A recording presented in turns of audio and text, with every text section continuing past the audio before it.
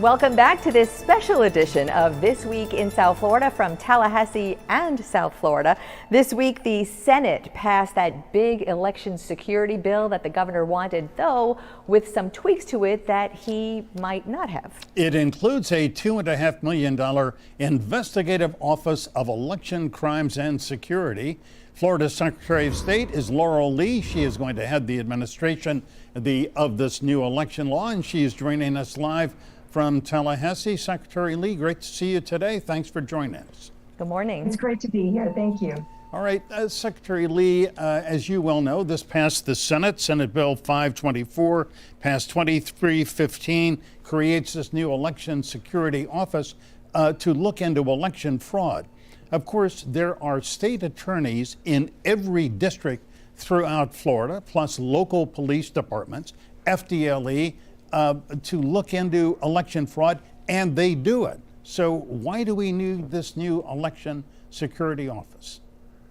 Well, this office is a very important step forward for the Department of State and Florida voters. We already have the statutory responsibility to ensure that our elections laws in our state are being followed.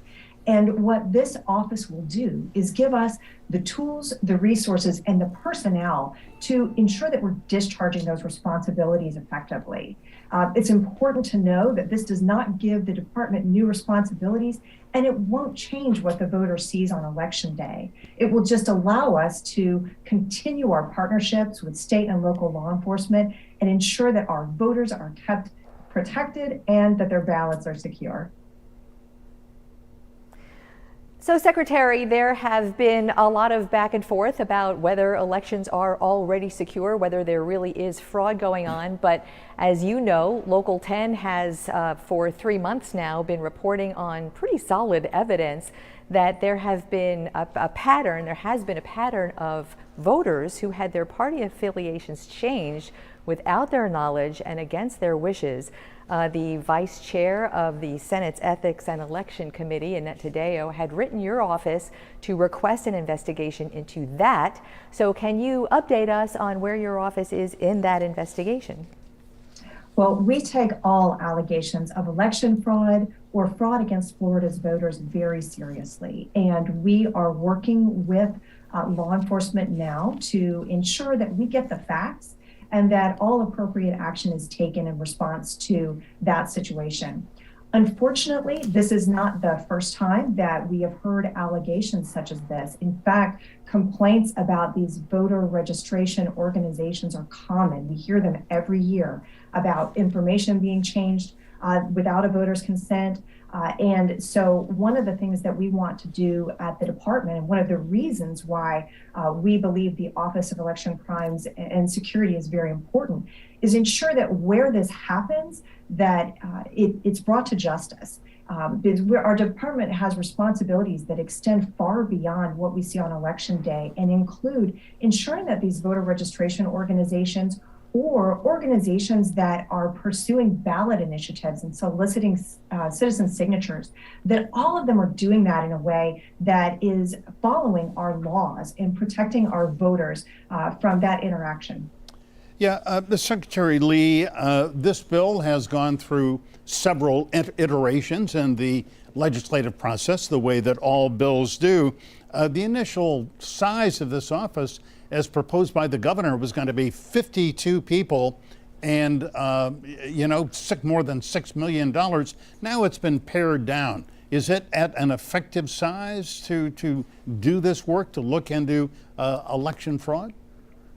Well, to be sure, Governor DeSantis is leading the way on elections integrity and really ensuring that at the department we have resources to carry forward and continue the success that we saw in 2020. We're grateful at the department for any resources or additional staff that are given to us for this important work. Right now, we don't have any investigators or analysts at the department, so we rely entirely upon our law enforcement partners. We're very proud of our partnerships there. They've been really critical to ensuring that, not only that our election day is kept secure, but also that we're making investments in reviewing our cybersecurity and our infrastructure all year round. But this would allow us to do even more to be good partners to them and to be prepared for Election Day. Secretary, I want to go back to the third-party voter registration organizations. There are hundreds of them. Anyone can find them right there on the state of Florida website, authorized by your office to do so. Authorities have pretty solid evidence of whoever might have done at least the party switches that have been made public now. And I understand this might be a case for the future election security department, but here and now, there is fraud apparently going on. So I'm wondering, take us through how you investigate and what consequences would these third parties have. And the third parties, and the Republican Party of Florida has been named in some of these reports, actually contract with contractors, canvassers, and might have plausible deniability. So how do you go and find out about the canvassers and those contracted companies? And I really would like to give our viewers some kind of comfort that you're on this and that this is not going to be happening again. Well, I'll start here. But prior to being Secretary of State, I was a judge and a former prosecutor. So I'll start by saying, of course, that investigations are ongoing, and we never draw conclusions about what the facts and evidence are going to show until an investigation has come to completion. And right now, that specific case is with our law enforcement partners who are conducting that investigation. What I can say is that at the high level, we care tremendously about election integrity and also ensuring that our voters are protected from any unscrupulous third-party organizations, whether they be working on voter registration drives or working on constitutional petition amendments. We do know in the last year that misuse of voter information in pursuit of constitutional amendments was rampant. And in some cases, voters' names were used who didn't sign petitions, and we even had signatures forged. So this is a key priority for the department, for Governor DeSantis, and our legislature, which is why you see such a focus this year in ensuring that we're devoting the resources that we need to protecting our voters' identities. So it's something that we take very seriously, and we're very committed to ensuring that those who are here in our state that are interacting with our voters are doing so in the appropriate way.